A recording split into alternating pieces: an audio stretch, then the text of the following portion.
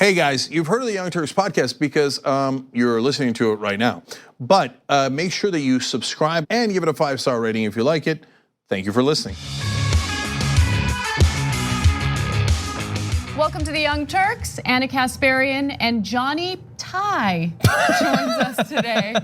John was on KTLA this morning, a local television station, to do some analysis on the Mueller testimony, which we will also do today, unfortunately. Oh, it's gonna be fun. It's definitely not gonna be fun. It's game changer. But we're not gonna do what everyone else in the media has done today, which is focus on that and that alone. There are so many stories we're gonna get to.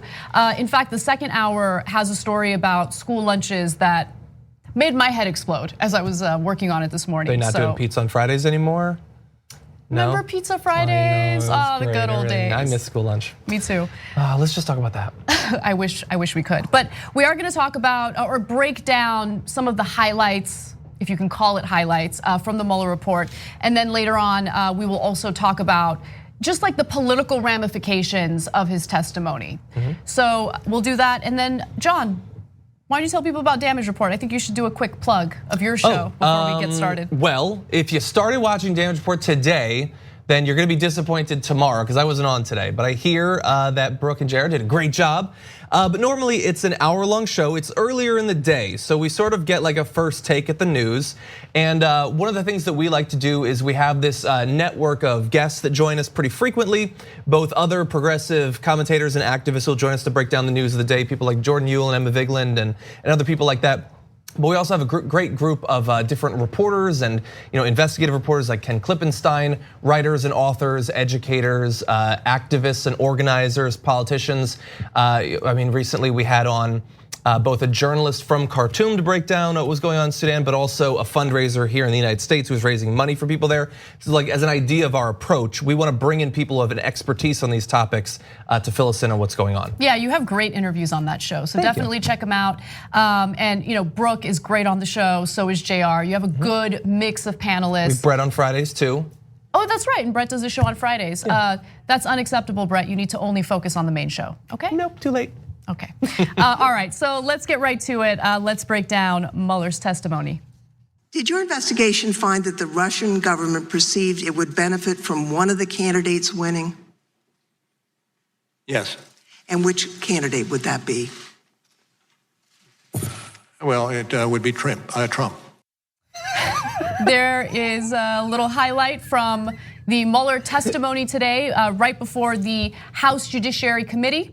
Now, we will share our analysis on that in just a minute, but I think it's important to show the distinction between the line of questioning we saw from Democrats versus Republicans.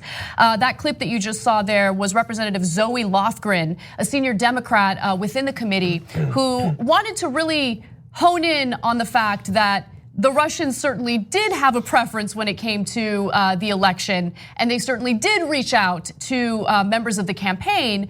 However, based on the Mueller report, obviously he claimed that there wasn't enough evidence to charge him with conspiracy.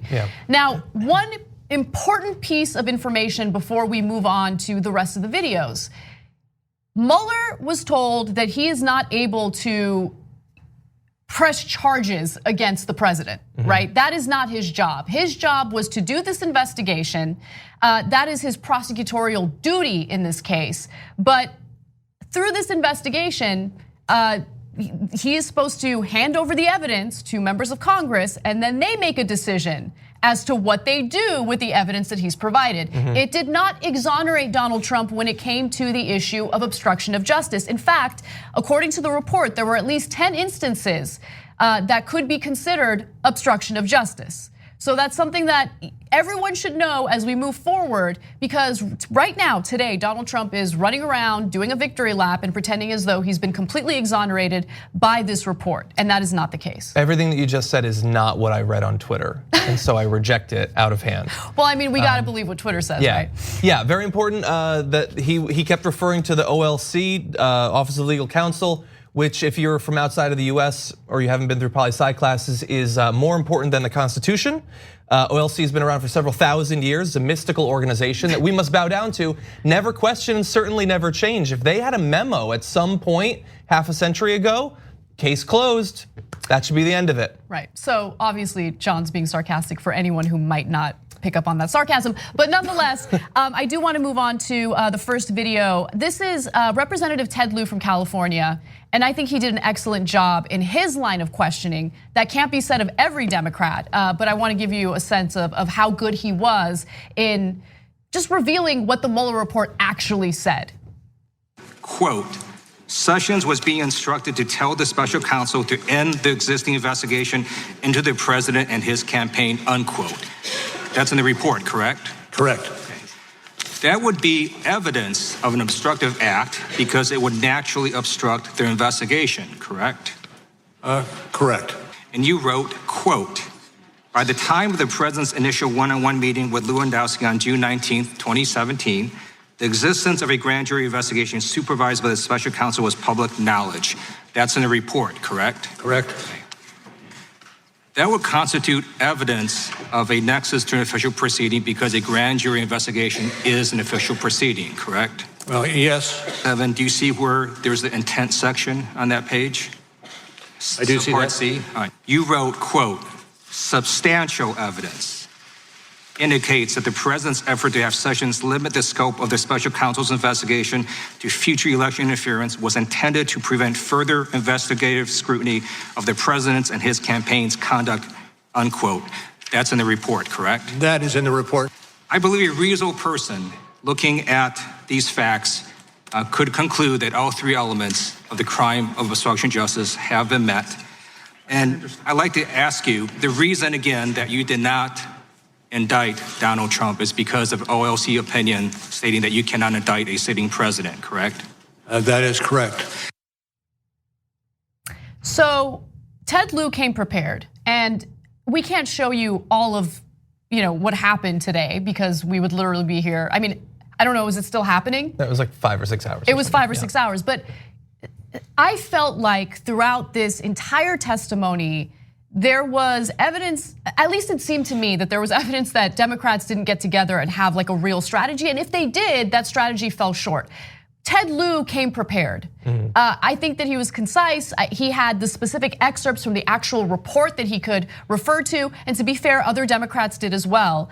But he knew exactly what he was doing. He knew exactly how to do so in a very concise way. And it perfectly demonstrated how the Mueller report did not in any way exonerate Donald Trump of obstruction. And he gave specific examples why. If there was a strategy, I don't think it was very well thought out necessarily. He did a good job. I mean, I think most of the Democrats, when they were planning what they were gonna say, that was what they were gonna do. Exactly. They were gonna sketch it out.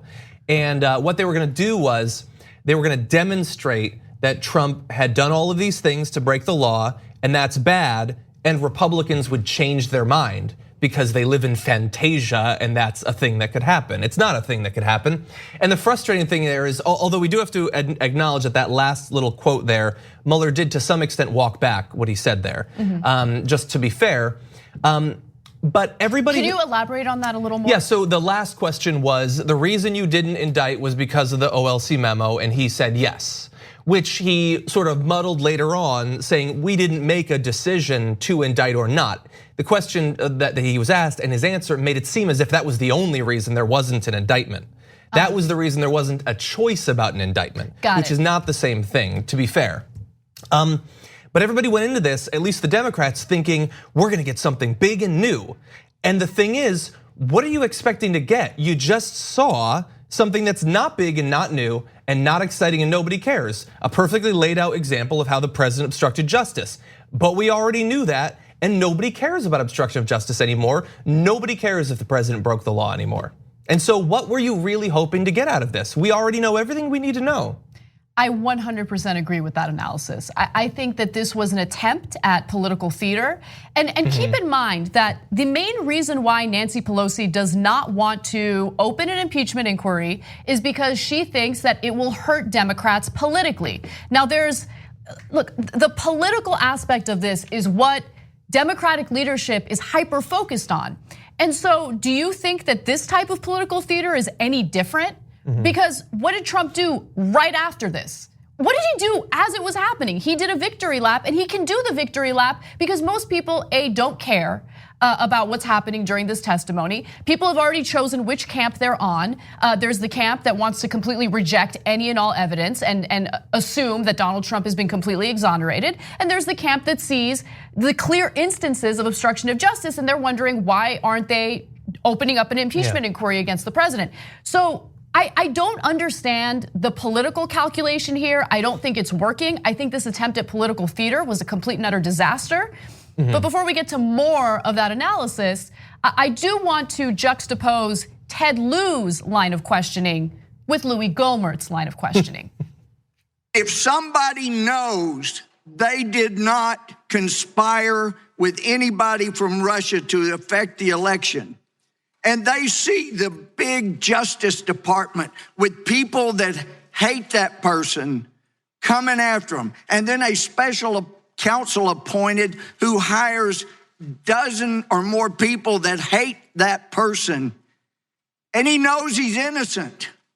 He's not corruptly acting in order to see that justice is done. What he's doing is not obstructing justice. He is pursuing justice. And the fact that you ran it out 2 years means you perpetuated injustice. I take your Gentleman's question. time has expired. The witness may answer the question.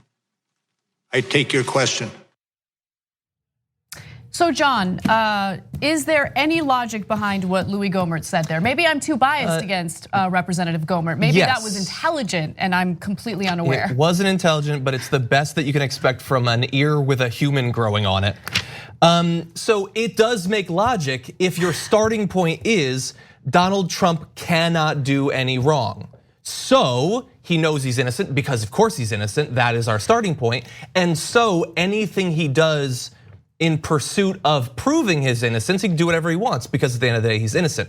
We would never approach any other case or investigation in that fashion. He certainly would not, if it was, we were investigating President Clinton or whatever, he would not say, oh, so Bill Clinton was, he was harassing witnesses behind the scenes, he was trying to hamper the investigation, cut its funding. He probably just knew he was innocent. So much of what you heard is on its face, not a double standard, because they don't want a double, like they don't assume that the possibility of hypocrisy, like there was that, there was the guy who was going through the political donations of some of the lawyers on the Mueller team and saying, how is it that some of them have supported Democrats? As if, what are you gonna do? Find people who've worked their entire lives in DC in the Department of Justice and have no political opinions? And so, and they, all of them, every single person that you saw there are now saying William Barr needs to go after the people that started this. They have to hunt them down and investigate them. And so I await those same Republicans grilling every member of his team, every attorney, to make sure that they've never registered for a party, that they've never made a political donation, because they've now set up the standard that you can't have any partisans working on these investigations. Do you think that he's gonna do that? Of course not. Of course not. This is ridiculous. Yeah, and look, I want to look at the bigger picture for a second, because I don't think that conversation is really happening right now, and it's important to have that conversation. Everything that's happening and everything that the GOP is fighting aggressively for is increasing the power and the authority of the executive branch, right? This is essentially what they want William Barr to do in investigating the investigators, is essentially a way of intimidating anyone from ever wanting to open an investigation into possible criminal behavior by the commander-in-chief.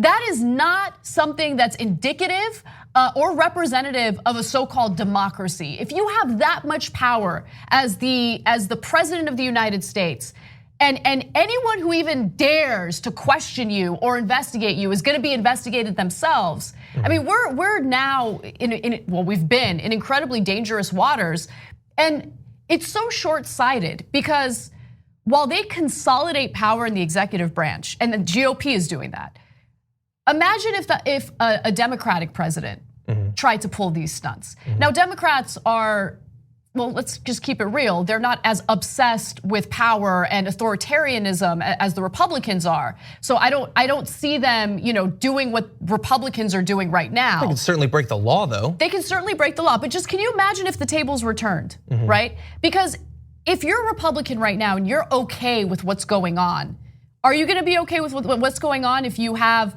I don't know, President Hillary Clinton Any other Democratic president. But they don't have to be, because it doesn't matter what they say now. It's so dumb. We always expect, it's gonna come back to bite you someday, but it's not. It's got no teeth and nobody will remember it. It doesn't matter. And you can play it right in front of them and it won't change anything.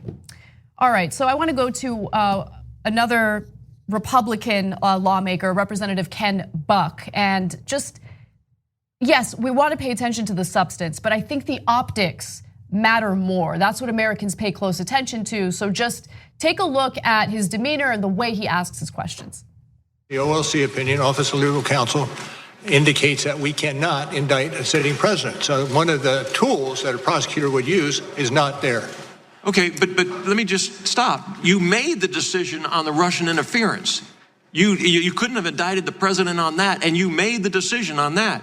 But when it came to obstruction, you threw a bunch of stuff up against the wall to see what would stick. Well, and that is fundamentally unfair. I would not agree to that characterization at all. Okay, but could you charge the president with a crime after he left office? Yes. You believe that you could charge the president of the United States with obstruction of justice after he left office? Yes. So that last part is the substance that we should be paying attention to. But you got to also keep in mind that you'll have two different people watch that clip and come up with two completely different conclusions. Because the outrage that you see from Representative Buck is what's gonna speak to Republican voters. For us, we listen to that last part and we think, yeah, if this guy was not the president, he would be indicted. Yeah. He is a criminal. Okay, he has obstructed justice. There are specific examples in the Mueller report detailing how the president tried to obstruct justice, including attempting to fire Mueller himself. And then of course, White House counsel Don McGahn was like, yo bro, don't do that, it's a bad idea. I'm gonna quit if you do that. And Trump decided not to. Yeah, and I know some people watch that, and I hate to be the person who kills hope or whatever, but the idea that, it's gone already. You know, as bad as everything is, when he gets out of office, we're gonna pursue him. Nobody's gonna pursue him. We're gonna protest Kavanaugh after he got on the Supreme Court. Did that actually happen? Remember Obama, all the war crimes that were committed in Iraq?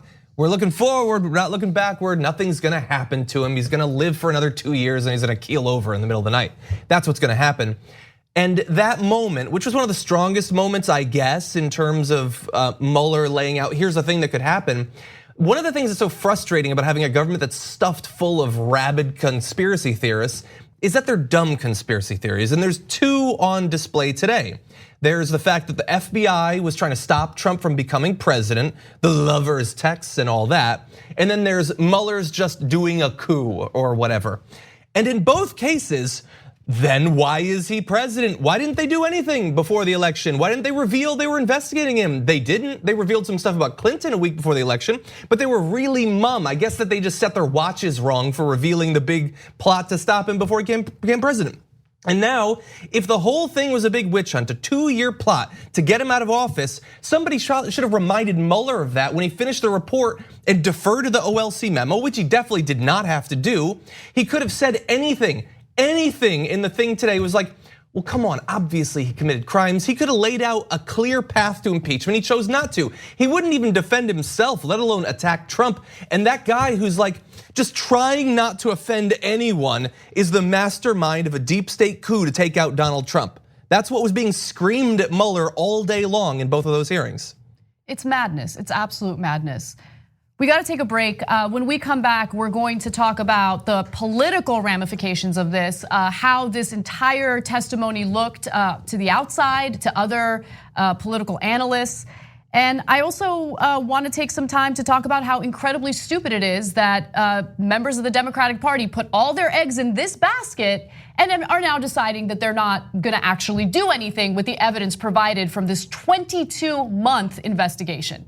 We need to talk about a relatively new show called the Republic, or UNFTR. As a Young Turks fan, you already know that the government, the media, and corporations are constantly peddling lies that serve the interests of the rich and powerful.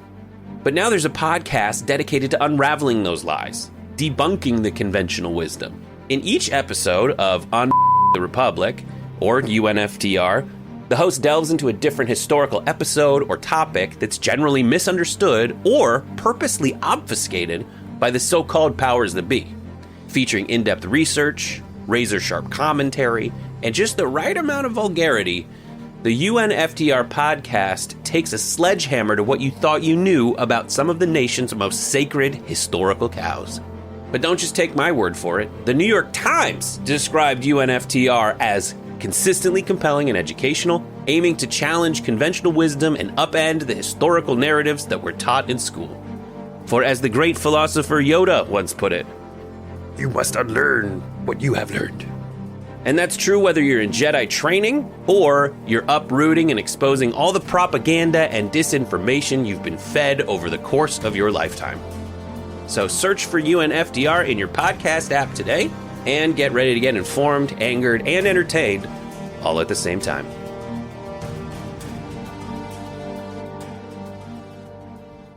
Be right back. Hey guys, welcome back to TYT. Anna and John with you. I want to make a few announcements before we get to the second portion of our Mueller testimony coverage. Now, there's some exciting stuff happening next week. The Democratic debate will be taking place, and TYT will be offering you guys some special coverage. We will be doing coverage both for everyone for free, but we'll also have some special coverage for our members as well. Please become a member. That helps to keep us afloat, especially these days with YouTube demonetizing everything. Yep. So our members really do help to keep this show alive, and go to tyt.com/join to become a member. If you're interested in watching our debate coverage, which will take place next week on Tuesday and Wednesday, just go to tyt.com/live. And you can also join us on the ground in Detroit for our Revolution Rally, which will be awesome. I went to the one in Miami and I really enjoyed it. John will be at the rally this time around. And if you want more information about it, just go to tyt.com/rally. Also, on Thursday, which is not today, I thought today was Thursday. On Thursday of this week, TYT will have our shindig in the postgame. Our activist level members get to ask us questions about our predictions regarding the debates next week. And I'm really looking forward to it. Go to tyt.com/live. Everyone can watch it. However, only our activist level members will be able to ask us questions. Again, this will take place on Thursday, obviously after the main show. This is super exciting news. Ida, doing big things. I know what you're gonna say. Yes. So Ida Rodriguez is going to kill it in her Netflix special. Well, she already did kill it. She did already kill it. We watched the filming and it was awesome. It was awesome. Well, if we're not supposed to. Anyway. What kind of a spoiler is that? It was great. Well, now I'm not gonna watch it. You already spoiled it. I know. I hear it was funny. What's the point of hearing a joke now?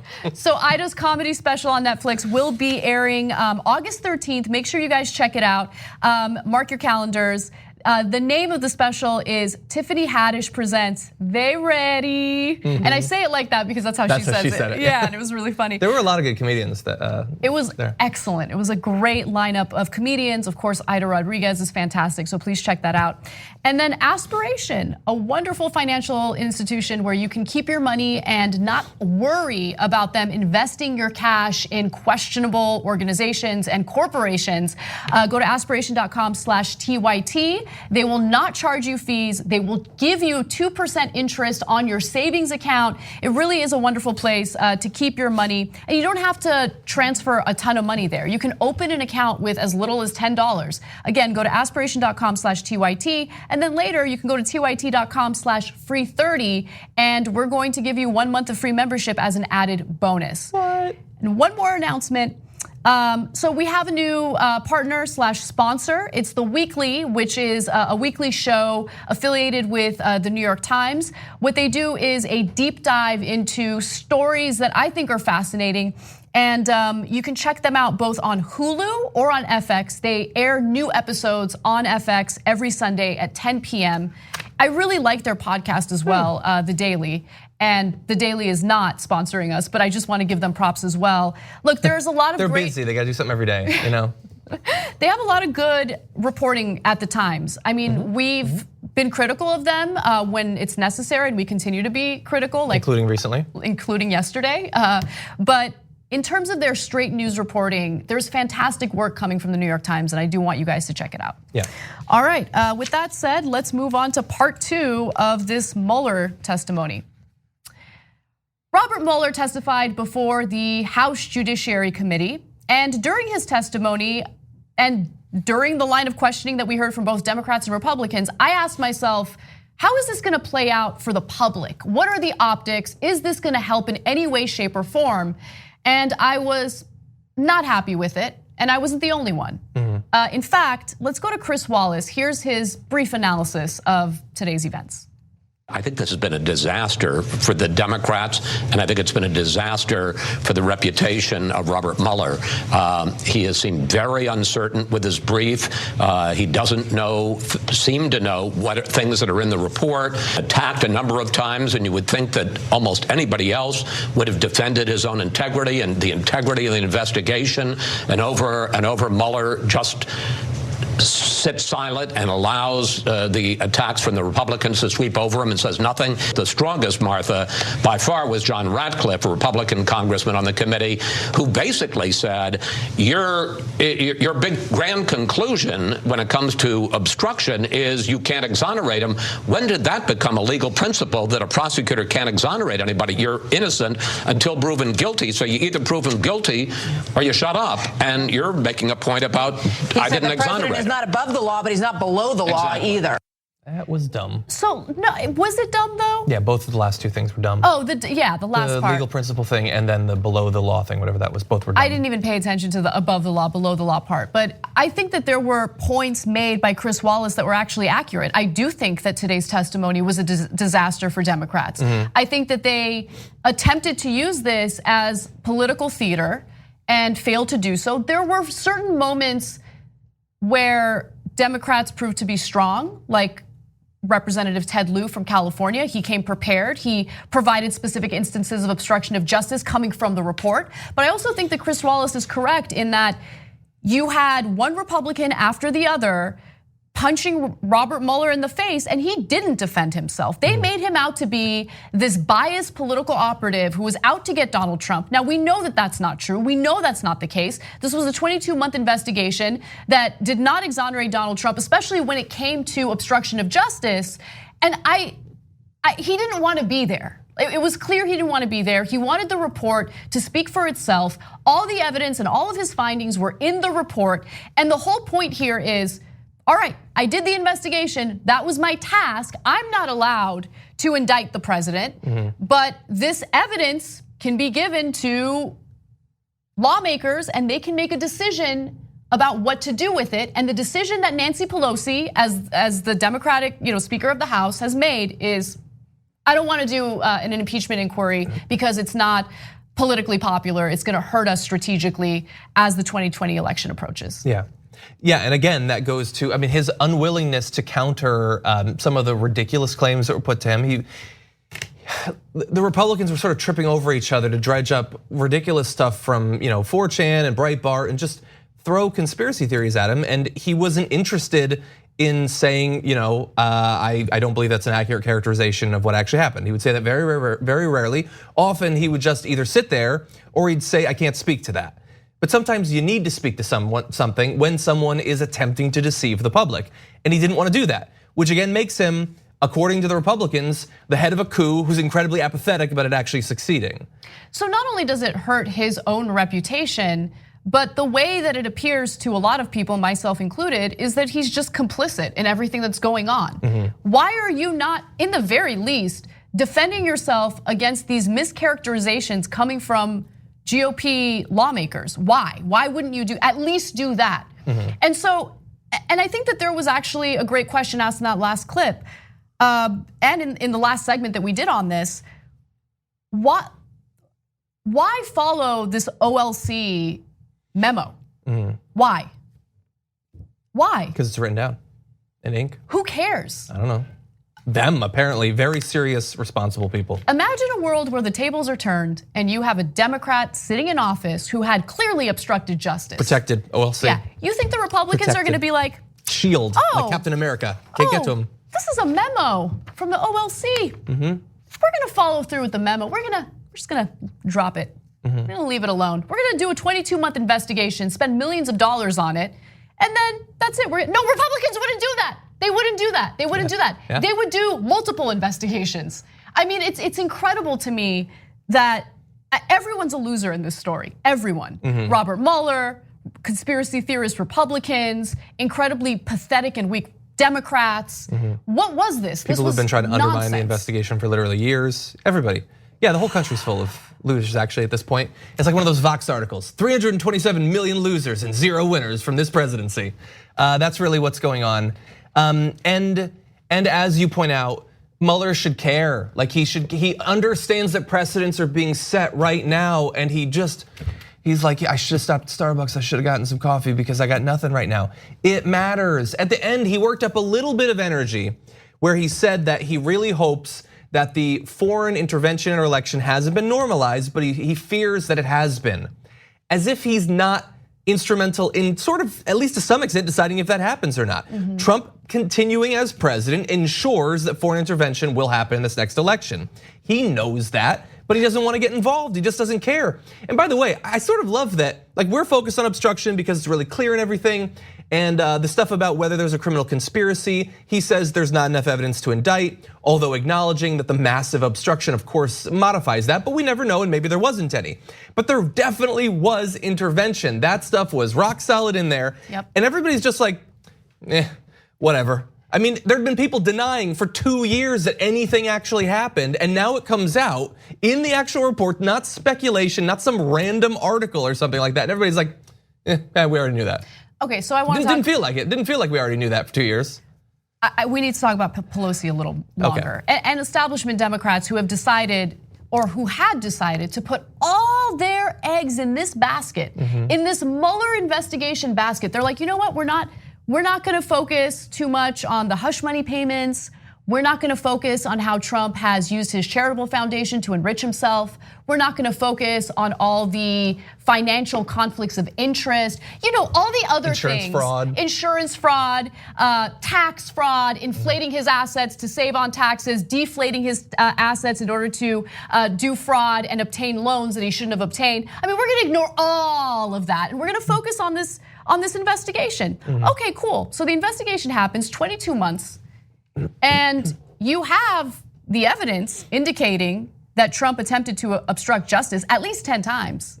So why isn't Nancy Pelosi opening an impeachment inquiry? I don't understand. And her whole political calculation as this Democratic genius, as the establishment makes her out to be, is, well, look, if we attempt to impeach, he would be exonerated by the Senate, which of course is dominated by Republicans. Okay, fair enough. But what was today about? Because today didn't help. So to the average American, today was no different than attempting to impeach Donald Trump, right? And so think about that for a second, right? So it's not labeled as impeachment, but what is the thought process of the average American? Get yourself out of this, like every day we're constantly focusing on the media and what's happening in politics. Get yourself out of that bubble and think of yourself as someone who has a completely different job, who does not have the time or the resources to be hyper-focused on the news and what's happening in politics. What is the takeaway from this testimony?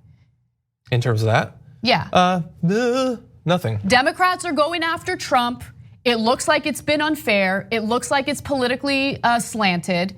And it looks like Trump's innocent. I mean, well, he keeps saying it. He keeps saying he's exonerated. And Mueller's not really saying anything. Exactly. Yeah. So like your political calculation sucks. Yeah. And it's pathetic and it's sad that this has been the only focus for 22 months and all the eggs were put in this basket and this basket was broken from the get-go. It had a giant hole in the bottom. The eggs are gone, they're broken, okay? We don't have any eggs. Yeah, this is a sad day and a string of sad days for anybody who wants the president to be constrained by checks and balances or something like the law. I mean, there are so many people who deserve to be put on the list of the people who have ensured that future presidents, whether it's a second term of Donald Trump or some Democrat or Ted Cruz or God knows who, will be free to break the law however they want.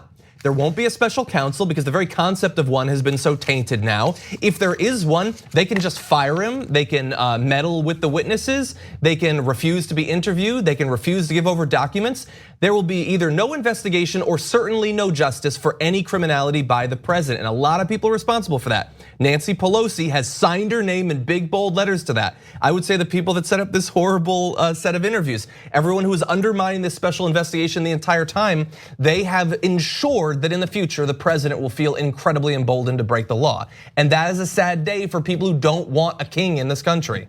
Well, don't worry. If it's a Democrat sitting in office, he will not be able to get away with breaking any laws or any type of criminal activity because Democrats actually do have standards, right? They actually do critique one another. They actually do hold one another accountable. And Republicans are ruthless. They're ruthless. Even when their perceived wrongdoing has absolutely no substance behind it. So this is where we're at as a country, and it makes me embarrassed to see the type of weak people represent, our party. It's sad. The anyway. silver lining is that the whole country is just going to burn up in a couple decades anyway. So we don't have to deal with it for much longer. Okay, we got to move on. Let's do the next story. We must also be vigilant against bigoted or dangerous ideologies masquerading as policy, and that includes BDS.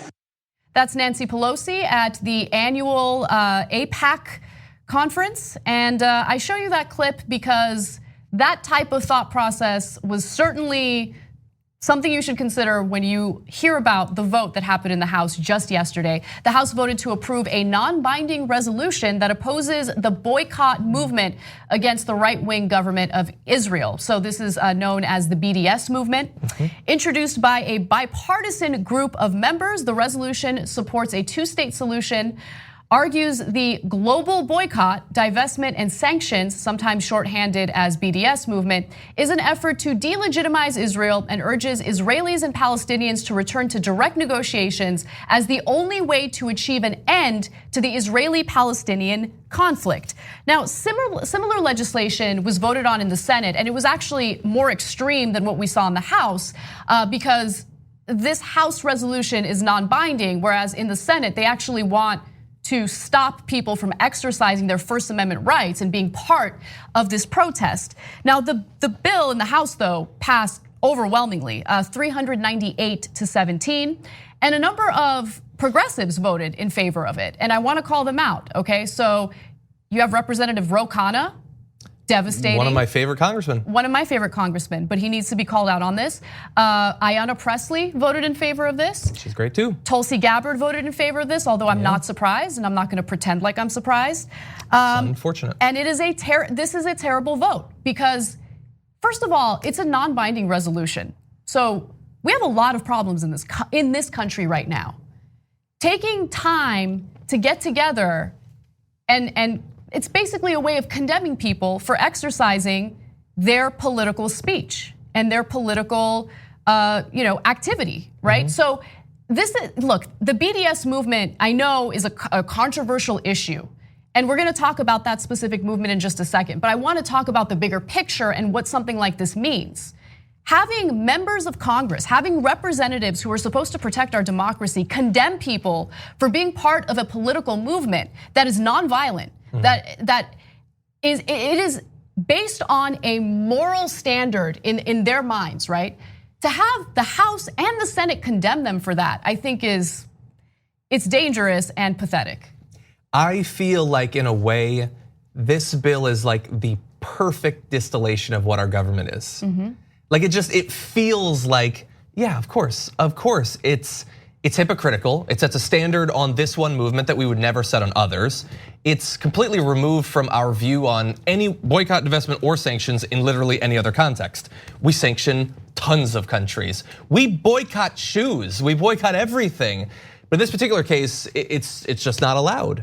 And we know that historically, this same sort of movement has been used in very important contexts. And it really fast, it's another one of the examples of something I was talking about last week on the show where it's like, it's pretending that I just don't like this thing. I want to go back to a neutral standpoint, but it's not. It's saying we want direct negotiations between a group with almost no power and a group with a massive amount of power. It's like if somebody has a gun being held to their head and they start to scream for help and you're like, no, don't scream for help. Negotiate directly with the guy with the gun. Well, that's not fair. That's asymmetric. And they understand that when they pass a bill like that. Yeah, 100%, which is why it's devastating to see someone like Ro Khanna and also Ayanna Pressley sign on to this type of resolution. So I want to give you some more details because there were a few people, 17, who voted against this resolution. The vote again showcased the split in the Democratic Party, according to the New York Post, with Ocasio-Cortez, Ilhan Omar, and Rashida Tlaib, as well as Progressive Caucus co-chairs Mark Pocan and Pramila Jayapal casting no votes. And as I mentioned, you have Pressley voting in favor of it. It also recognizes the right of an American citizen to protest or criticize policies of the United States or foreign governments. In a very particular way, perhaps. Right, so. But not in every way. Yeah, this is I think so short-sighted. And the way that I see this is, it's a form of intimidation, right? Because people who are part of this movement, whether you agree with it or not, have been smeared as anti-Semitic. They are not anti-Semitic. And I wanted to really understand where that comes from, right? Like, where does the accusation of anti-Semitism come from? Because this whole thing is, hey, we want the right-wing government of Israel to treat Palestinians better, to give them the same rights as Israeli citizens, right? That's the whole point. And until they do that, we refuse to invest in Israeli companies or buy Israeli products. I mean, that's your money. You can't be forced to buy things or invest in things. And it's their moral objective. That is what's pushing them to do this. So I looked into this a little further to kind of figure out where those anti-Semitism accusations come from. And the point that's been brought up is, well, the Nazis boycotted Jewish businesses. Yeah, they also exterminated, like they killed people. Like they didn't even allow them to have businesses. They murdered them. In millions of people were murdered, right? This is a nonviolent movement and it has nothing to do with treating Israelis poorly or pushing to treat them poorly. It's all about equal treatment of Palestinians within that region of the world. Yeah, it's a movement that has a very specific and at least hypothetically not very complicated end state, right? Which is that they have, you can go, there's three points that they want. If the right-wing government of Israel were to accede on those 3 points, then the boycotts would end. The people of both Israel and Palestine would be far better off, and you wouldn't have the BDS movement at all. But that's difficult to argue against. It's easier to pin it to these historical examples that are absolutely horrendous. This is a political speech issue. I'm glad that this is non-binding, but the vote shouldn't have happened in the first place. And look, I think that it's fair to have critique of the movement itself, right? So how is this going to negatively impact innocent citizens of Israel, right? If you're divesting from businesses there, is it gonna hurt them with jobs and things like that? You wanna have those types of critiques. Awesome, those are valid conversations to have. But outright smearing people as anti-Semitic because they have moral objections to how Palestinians are treated is, in my opinion, ridiculous. And you're about to see a little bit of that in this next clip. So this is Representative Brad Schneider, and he is arguing, well, he tries to make a distinction here, and I want you to pay close attention to it. Take a look. So I'm not going to subscribe necessarily to the supporters, but the movement itself, its intent, its goals are anti-Semitic in intent. The expression of BDS, what we see on college campuses, the intent to create harassment, hostile environments for supporters of Israel on college campuses, to make it difficult for companies that are doing business with Israel in the United States and around the world. That is, by its very nature, anti-Semitic. The movement itself has anti-Semitic means, uses anti-Semitic means. That's why it's important tonight that we're going to have more than 75% of the House co-sponsoring a resolution condemning the global BDS movement. So he would not say that individuals who are part of this movement are anti-Semitic, but he believes that the movement is anti-Semitic. And when he was pushed on that, on that distinction, he didn't really have an answer for it. Because he knows that the people who are part of this movement are not anti-Semitic, right? But it's easy to just cast this entire movement as anti-Semitic without specifically naming why, for instance, and who in that movement you consider to be anti-Semitic. It's just, I just don't get it. I don't know. We have no direct control over the government policy of any foreign government. But we do have preferences, and if we feel like the cost in the human cost to the continuation of those policies is unacceptable, which many people do here in the US, in Israel, and many other countries, we're allowed to try to put pressure on them. And because we can't vote, we have no political, power whatsoever in that country or any other. This is the sort of power that hypothetically we have. There is nothing inherently wrong in exercising that power, whether it's over the right-wing government of Israel, the government of Russia or Madagascar or France or God knows where.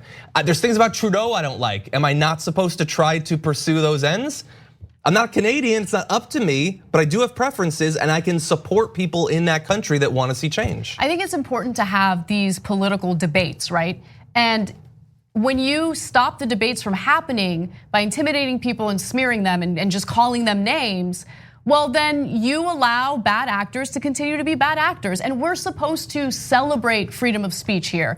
And look, I'm not talking about people who argue in bad faith. There is a lot of that in the political world these days. Yep. But I think that if you want to come to a solution on this very real problem, you need to be supportive and you should applaud political discussion and debate, robust debate. All right, with that said, we got to go to break, but when we come back, we have a little bit of good news and then more bad news.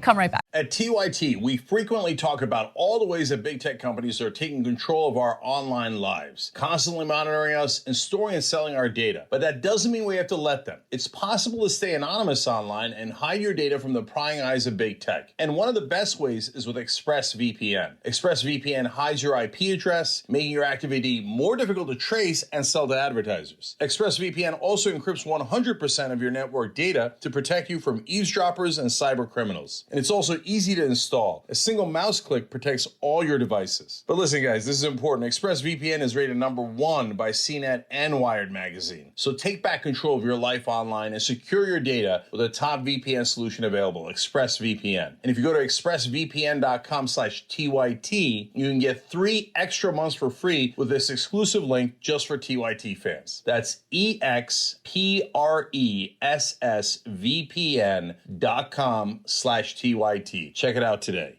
We hope you're enjoying this free clip from the Young Turks. If you want to get the whole show and more exclusive content while supporting independent media, become a member at tyt.com/join today. In the meantime, enjoy this free segment. Hey guys, welcome back to TYT. All right, I got the live reads done, so now I can focus on your tweets. Brianna writes in from the members' comments and says, finally have a night off so I can watch live. And what a day for news. Yeah. Yeah, it is. You know what? Sort of. There are a lot of stories today that I don't love them because they're not good. It's not good news, but they're important to talk about. So you're right. There is a lot to talk about today. A lot of good stories. Bernie is my leader says, now we're living in a bubble. I took my phone to my dog park or to the dog park to listen, and people who aren't political were actually hearing the facts for the first time. It made a difference to the uninformed. You know what? Thanks for letting me know about that, because maybe I'm a little too pessimistic and maybe I should give people more credit, I always think it's not that I don't believe Americans can understand what's going on. I just hate the fact that everything is spun in the media and it's so easy to be misinformed because there's so much misinformation out there. And I hate that, considering how complicated things are and how much stress we have in our everyday life, how difficult it already is to understand what's going on, that there are so many people so eager to manipulate them. Yeah, exactly. Eclectic Miscellanea says, Anna and John are definitely my favorite host duo for the main show. Oh, wow. Damn. Sorry, Cenk. They really do so well together, both in terms of commentary and humor. We do. That's We really have nice. we have really good chemistry. By the way, I think it was JR retweeted, someone pointed out that there's a set of like 5 people on Twitter that get read a lot. I saw that too. What's that about? So it seems rigged. Okay, so we don't choose, just to let you guys know, the tweets that make it on this document. I'm not trying to throw anyone under the bus, but I just did, sorry. I actually don't know who does choose the tweets. We choose from among those. I also don't know. All right, I'm getting off of it. Getting off of it. Okay. All right, but Melissa Mentrice says on TYT Live, strolling across the Walmart parking lot in my kick-ass TYT tank top when suddenly I hear, woo, TYT. Shout out to you, my dear TYT stranger. Oh, that's so sweet. That's awesome. Okay, great. So let's do a little bit of good news because luckily there is a tiny little sliver of good news today. The Senate has voted in favor of the 9/11 Victims Fund, and it will now be permanent. So the first responders who heroically went in to help with relief efforts and to help save individuals who were victimized by that tragic event will have funding to get healthcare that they need, to get services that they need. And this is great news because remember, Senator Mitch McConnell didn't even want to bring this up for a vote until Jon Stewart shamed him into doing so. Now, there were only 2 individuals who voted against this, Senator Rand Paul and Mike Lee. But before we get to them, I do want to show you a short clip of Chuck Schumer prior to the vote happening. I can't do justice to the years upon years of work by the first responders, by labor leaders, by advocates that led to this moment. But to suffice it to say, this is not a day of joy for them or for this bill's authors. Rather, it's a day of relief. For 18 years, those first responders, some of whom are here in the gallery, have watched their brothers and sisters get sick because they rushed bravely to the towers at Ground Zero. This was obviously the right thing to do. I mean, when you really think about it, for so long, lawmakers exploited that tragedy for their own political agenda. And to turn, for our Congress to turn its back on the first responders when they need support the most is just disgusting. So I'm happy that the Senate has passed this permanent 9/11 Victims Fund. Again, it was the right thing to do. Yeah. To make this such a long, drawn-out process, while every step of the way cloaking themselves with "we support the first responders, we love cops, go blue," and all that, and to like imagine going back to that day, and you have all these people rushing to go help, and you're stopping me like, hold up, you're gonna get really sick, and then you're gonna spend the next 2 decades fighting to get the US government, which otherwise loves showering money into people who are serving its country, they say, yeah, it's gonna be really hard, and you better hope that there's a political comedian who's gonna help you out. It's amazing, it really is. And I love that you brought up just the military spending. We spend so much on the military, very little of that money goes to our soldiers. Soldiers make a little over $19,000 when they first begin in the military, and it's disgusting. I mean, they're risking their lives, they're put in these dangerous situations, and we keep hearing this nonsense about how our lawmakers want to support the troops. If you really want to support the troops, take care of them, both when they're in the military and also later when they're veterans and they need the health care and the resources to live decent lives. Now, again, there were 2 senators who voted against this. The final vote came after the Senate voted down amendments from Senators Rand Paul from Kentucky and Mike Lee from Utah that would have limited the scope of the bill. Paul and Lee were the only 2 votes against the bill. And of course, Senator Rand Paul, who voted in favor of the $2 trillion Trump tax cuts, claims that it's all about the funding. That's what I'm really concerned about. Quote, while I support our heroic first responders, no, you don't. No, you don't. I can't in good conscience vote for legislation which to my dismay remains unfunded. We have a nearly $1 trillion deficit and $22 trillion in debt. Spending is out of control. Well, you shouldn't have voted in favor of cutting taxes to the tune of $2 trillion over the next decade. Yeah, like take it up with your party, man. It's pathetic. And I support our first responders. Ask them to list one way that they want you to support them. I think I know what it's gonna be. I don't think they're really interested in any of the other ways. I think this is the one that's important to them.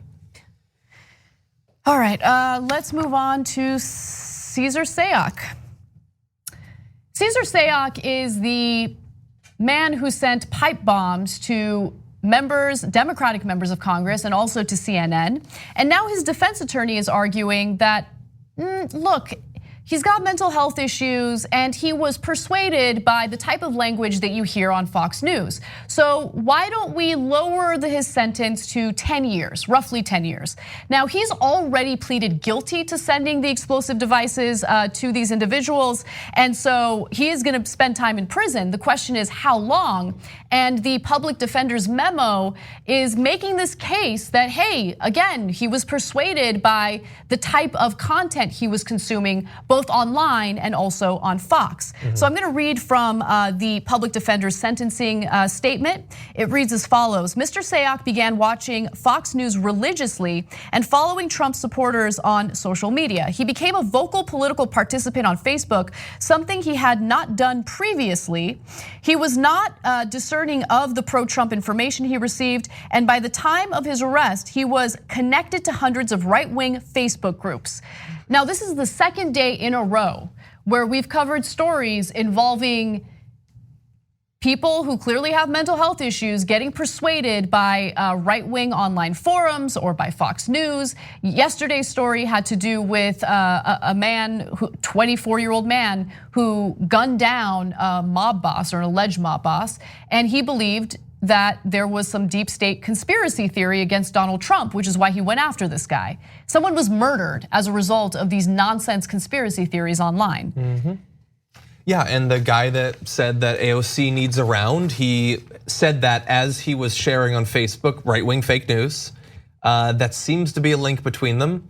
I would take it seriously. It's interesting to say he's not a big threat. He just went crazy because the right wing was manipulating him. You should only give him 10 years, which will probably be fine because in that time, the right-wing media will moderate itself and he won't be released into an atmosphere where like Jesse Waters' nephew is telling him that the deep state controls the EPA or something.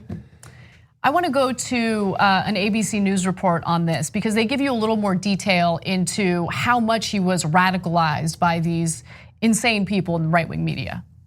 He's somebody who they say lost everything in the Great Recession. He lived out of his van for 10 years. That van, you'll remember, was festooned with stickers supporting President Trump and critical of some of the critics of President Trump.